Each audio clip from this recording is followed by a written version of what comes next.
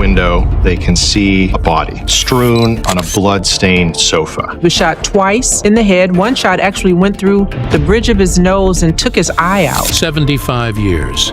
That's how long the Mafia kept this secret buried. But now, insiders are finally talking. And what they reveal isn't just shocking. It rewrites the story of Bugsy Siegel's death entirely. A mysterious rifle through Venetian blinds. A clean crime scene with no fingerprints. Missing FBI files, vanishing witnesses, and whispers that the Flamingo wasn't just a casino, it was a Cold War vault. All I know that he was worried about that hotel, and I hated the place, and I told him, why didn't he leave it and get away from it? What if Hollywood knew more than they ever admitted? And what if Bugsy had the power to burn the entire empire down? He hated the name, and hearing the name Bugsy would drive him Bugsy. The last hours of Bugsy Siegel. What really went down in Beverly Hills. On the night of June 20th, 1947, one of the most infamous figures in American organized crime, Benjamin Bugsy Siegel, was sitting comfortably in a plush armchair inside the Beverly Hills home of his girlfriend, Virginia Hill. She wasn't there. In fact, she had conveniently flown to Paris just days earlier, a move that raised suspicions for decades. Siegel, sharply dressed in a white silk shirt and light trousers, was reportedly reading a newspaper when an unknown gunman crept up to the window, aimed a rifle through the slightly opened Venetian blinds, and pulled the trigger. The bullet shattered both the window and Siegel's right eye, killing him instantly. In total, 9 rounds were fired. 2 struck him in the head, others hit his lungs, and one even tore through the statue of a Bacchus figurine behind him. The crime scene was gory but strangely clean. Police reports later noted that nothing in the house appeared ransacked. No fingerprints were found on the rifle discovered nearby, and no neighbors claimed to have seen the shooter. For all the violence, it looked surgical, a planned, professional hit with eerie silence around it. But here's where it gets interesting. According to declassified FBI files and mob historian Ed Reed, the Los Angeles Police Department already had an informant placed near Siegel's circle. That informant had warned of growing tensions between Siegel and his East Coast partners, especially over the Flamingo Hotel in Las Vegas.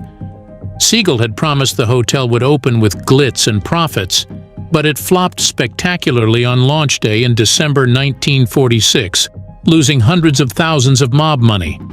Worse, insiders claimed Siegel kept delaying reports and might have been hiding part of the funds overseas. One unverified theory suggested he moved cash into Swiss accounts using couriers tied to Hill. Another chilling twist? Hours before he was murdered, Siegel had dinner with close associates, laughing and appearing carefree. One witness swore he heard Siegel say, "The heat's over, Vegas is turning around." That optimism, in hindsight, reads like a man who had no idea his execution was already in motion. Or did he? Rumors also swirled for years that the house was bugged by mobsters themselves, recordings that have never surfaced but were allegedly destroyed in the 50s. Some theorists argue that Siegel's final words, if caught on tape, may have revealed exactly who betrayed him. The vanishing witnesses, why every lead went cold after Siegel's death. One of the strangest, most unsettling details surrounding the murder of Bugsy Siegel is not just the hit itself. It's what happened immediately after. Over the years, multiple witnesses, informants, and suspects connected to the case either vanished, recanted, or turned up dead in unrelated but suspicious circumstances. It's as if the moment Siegel's eye was blown out in Beverly Hills, a silent clock started ticking, one that warned anyone who knew too much to stay quiet or disappear. Take Alan Smiley, for example. He was sitting just a few feet away from Bugsy when the bullets came through the window. One shot even struck the sleeve of his coat, yet he walked away completely unharmed. When interviewed, Smiley gave an eerily calm statement, claiming he dived to the floor and saw nothing. Many found that hard to believe. Mob insiders later alleged that Smiley had been ordered to be there as a distraction, to ensure Bugsy didn't get up or move before the fatal shot. Smiley was never charged, never tried, and quietly left the spotlight for good. Another name that surfaces is Frankie Carbo, a mob enforcer turned silent investor in boxing. Some historians believe Carbo may have been part of the cleanup crew, sent to erase evidence, threaten locals, and make sure no police detective poked around too long. In fact, LAPD Detective A.R. McClellan, who led the first wave of investigation into Siegel's murder, was suddenly reassigned months later and eventually left law enforcement altogether. Some speculate he was paid off. Others whisper about more direct threats. Even Virginia Hill's brother, Chick Hill, who was rumored to have had knowledge of financial dealings and names tied to Siegel's Vegas investors, died in a car crash just 3 months later under highly suspicious conditions. His car veered off a quiet rural road in broad daylight, no other vehicles in sight, and no one ever charged. His autopsy, strangely, was sealed for over a decade. Then there's the matter of the original case file. For decades, key documents, including witness testimonies, financial transaction records, and the murder weapons ballistics report, were missing. It wasn't until the Freedom of Information Act in the late 1990s that fragments of the investigation resurfaced, though some parts remain heavily redacted. When asked why, federal agencies cited national security implications, a response that only deepened public suspicion. So what really happened to the people who could have told us who killed Bugsy Siegel?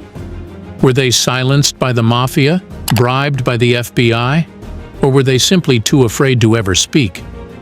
The Mafia's Vegas takeover, was Bugsy just the first sacrifice? By the time Bugsy Siegel was murdered in June of 1947, Las Vegas was barely more than a desert outpost with dusty streets and neon dreams. But within a year of his assassination, something strange happened. The Flamingo Hotel, his passion project, suddenly turned profitable. And not only that, but a flood of organized crime money began pouring into the city. Hotels, casinos, strip clubs, and even local unions all came under the influence of powerful mob syndicates, especially from New York, Chicago, and Cleveland. It's as if Bugsy Siegel's body was the cornerstone of a new empire, buried under the glitz of the Strip. One of the more chilling theories, that Siegel was never intended to succeed in Las Vegas. He was just the front man. Charismatic, flashy, and always close to Hollywood's elite, Bugsy made the perfect public face while the real decision-makers, the East Coast bosses, waited to take control after he laid the groundwork. According to documents released decades later under the Kefauver hearings, Meyer Lansky and Frank Costello had already planned to rotate management of Vegas properties once Siegel's hotel stabilized. In simpler terms, build it, then get rid of the builder. But here's where things get even darker. Siegel had reportedly begun threatening to break away from the traditional mob hierarchy. One informant claimed he wanted to start his own outfit, using Las Vegas as his personal kingdom. That would have been treason. In the world of organized crime, ambition without permission is often a death sentence. Even the FBI suspected a broader conspiracy. In a redacted memo from 1949, agents described the Las Vegas operation as a power vacuum violently filled, and even hinted that the Flamingo's future managers were selected months in advance. Coincidence? Hardly. There's also the mysterious rise of Gus Greenbaum, a relatively quiet mob figure who took over the Flamingo shortly after Siegel's death. He turned the property around almost overnight. But here's the kicker. Greenbaum had been reluctant to get involved in Vegas for years, until Siegel was out of the picture. Some historians believe Greenbaum was promised safety and profits if he stepped over Bugsy's still warm corpse. The Hollywood connection. Did celebrities know more than they admitted? Bugsy Siegel wasn't just another mobster with a gun and a gambling habit. He was Hollywood's mobster.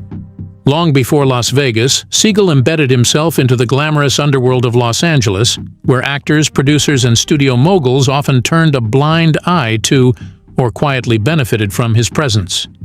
He frequented elite Beverly Hills clubs, dined with A-list stars, and even reportedly advised on gangster roles for major films. But in the aftermath of his brutal murder, something strange happened.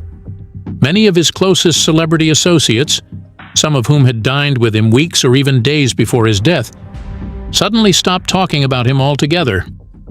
One of the most intriguing examples is George Raft, a Hollywood actor famous for playing tough guys on screen and an actual childhood friend of Siegel from their New York days. Raft had deep mob ties and was often rumored to be a silent middleman between the Mafia and the studios. Just months before Siegel's murder, Raft was seen hosting Bugsy at a Paramount party, introducing him to studio execs under the guise of financing new opportunities. What kind of opportunities? Some speculate Siegel was trying to invest in movie production as a way to clean money skimmed from the Flamingo. Then there's Virginia Hill. More than just a girlfriend, Hill was a known courier for the mob and had acted as a go-between for high-level transactions stretching from Chicago to Havana. But what few people knew at the time was that Hill had been socializing in the same circles as actresses like Lana Turner and producer Mark Hellinger. Several unconfirmed reports suggest she once warned a fellow actress to stay out of Beverly Hills that week, just days before Siegel was shot. Was it intuition? Or insider knowledge? Even legendary crooner Frank Sinatra was loosely connected to Siegel's world. Though he always denied any serious ties, FBI surveillance logs placed him at several functions where Siegel and known mobsters were present. One agent even noted in a memo, "The mood in the room shifted when Siegel entered. People got quiet, like they knew something was about to happen." And here's where it gets really unsettling. After Siegel's murder, a handful of private investigators hired by wealthy studio heads attempted to trace who might have been behind the hit. Not out of justice, but fear. If someone like Bugsy, protected by charm, power, and celebrity, could be assassinated so cleanly, no one in Tinseltown felt safe. To this day, some files from those investigations remain locked in private archives, never leaked, never declassified. The stolen FBI file. The document that vanished before it could blow the case open. One of the most mysterious elements in the decades-long silence surrounding Bugsy Siegel's assassination isn't a person. It's a missing file. In 2003, a former FBI archivist leaked the existence of a long classified file titled Operation Hummingbird, which, according to internal memos, directly addressed Siegel's murder, his secret financial channels, and the identities of individuals believed to be behind the hit. But by the time journalists and historians submitted formal FOIA, Freedom of Information Act requests to review the file, they were told it no longer existed. Not sealed, not classified, vanished. What makes this even more chilling is the timing. The file was allegedly last accessed in 1979, just months after journalist Dan Moldea published a bombshell investigation tying Bugsy's killing to an early CIA Mafia alliance. Yes, you read that right. The theory? That Bugsy Siegel's growing empire in Las Vegas and Hollywood was not only interfering with mob business, but also brushing up against early intelligence operations involving Cuban exile funding, casino laundering, and post-war spy networks. Sound far-fetched? Maybe. But according to a 1978 Senate intelligence hearing, multiple known mobsters were on U.S.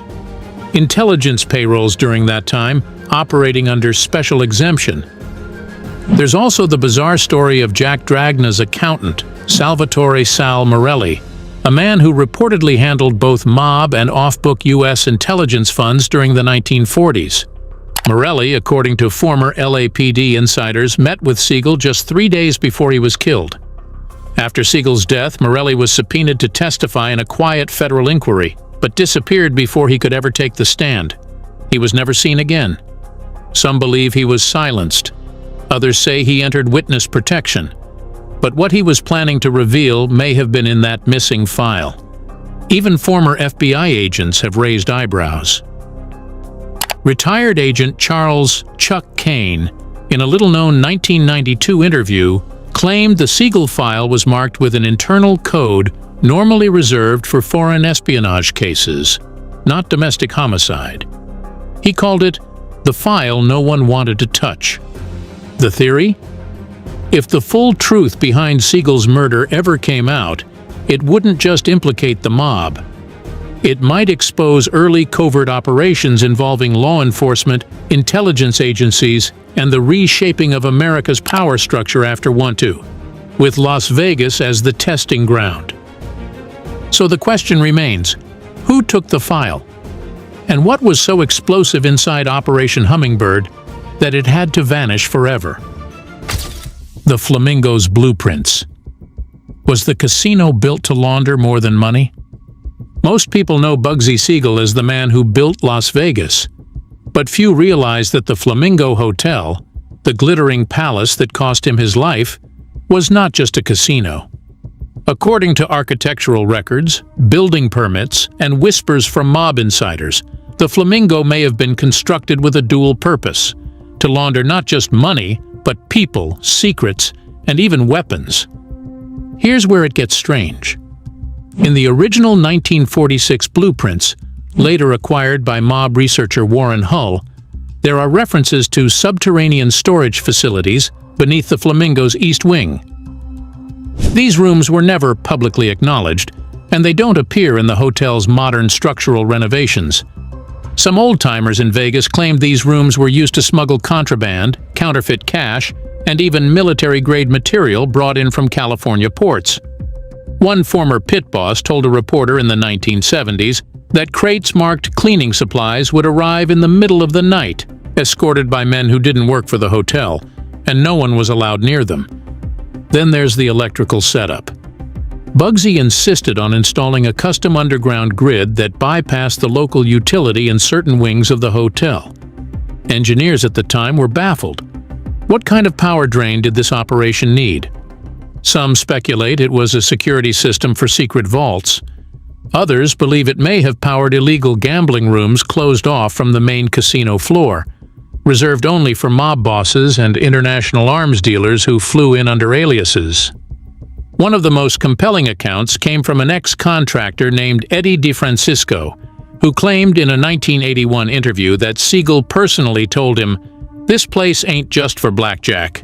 It's a vault." DeFrancisco said the hotel had dead-end hallways, false walls, and even a freight elevator that led to nowhere on the blueprints, but opened into a sealed basement. He was paid in cash, signed no documents, and was warned never to speak about the job. After his interview aired, he reportedly left Nevada and was never interviewed again.